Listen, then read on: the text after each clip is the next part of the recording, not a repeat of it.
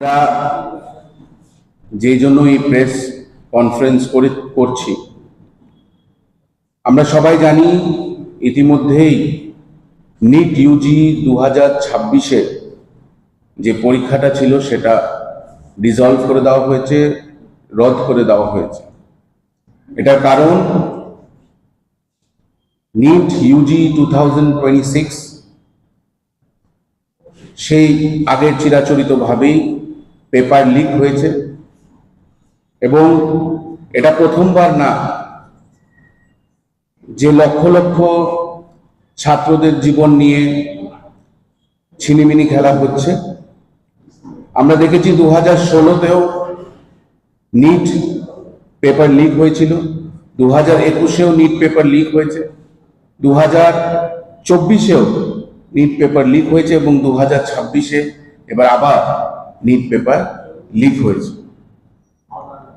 এই নিট পরীক্ষার দায়ভারটা মূলত এনটিএ, ন্যাশনাল টেস্টিং এজেন্সির আন্ডারে থাকে এবং এই national testing agency ministry of এডুকেশনের আন্ডারে। আমরা দেখেছি যে কিভাবে শত শত গরিব ঘরের ছেলেরা এই নিটের জন্য প্রস্তুতি নেয়।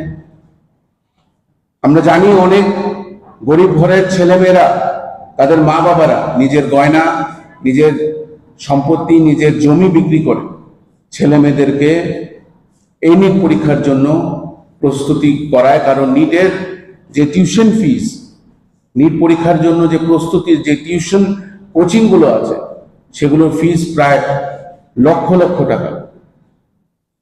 কিন্তু ভারতীয় জনতা পার্টির সরকার দিল্লিতে বসার পরে বিগত 10 বছরে 4 বার নিটের পেপার লিক হয়েছিল।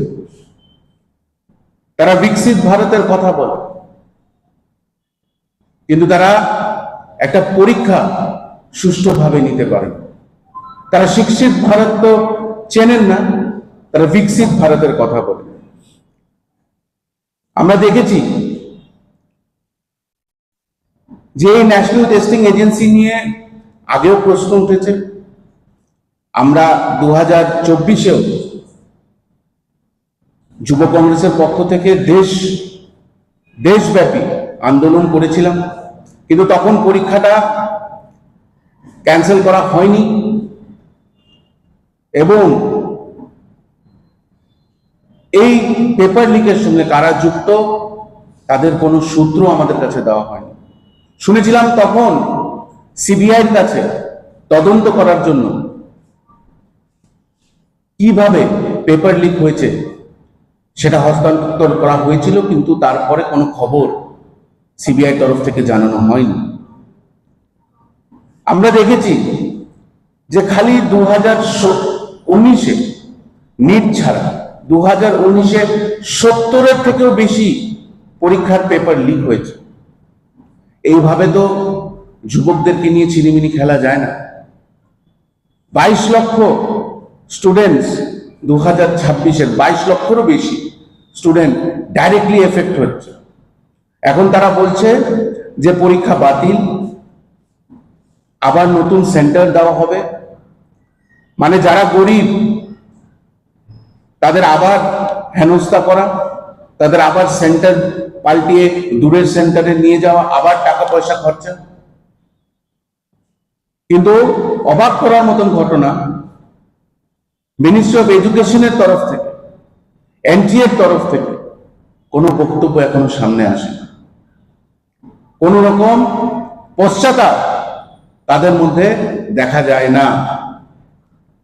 এবং আমরা দেখেছি যে পার্লামেন্টে রাহুল গান্ধীজি যখন বিস্কিট খায়, ন্যাশনাল মিডিয়ারা সেটাকে নিয়ে কত রকম ভাবে নিউজ করে। কিন্তু আজকে দেশের এরকম একটা অবস্থা, এডুকেশন সিস্টেম ভেঙে থুবড়ে পড়ছে, কিন্তু ন্যাশনাল মিডিয়ারা কোন রকম ভাবে কর্ণপাত করছে না।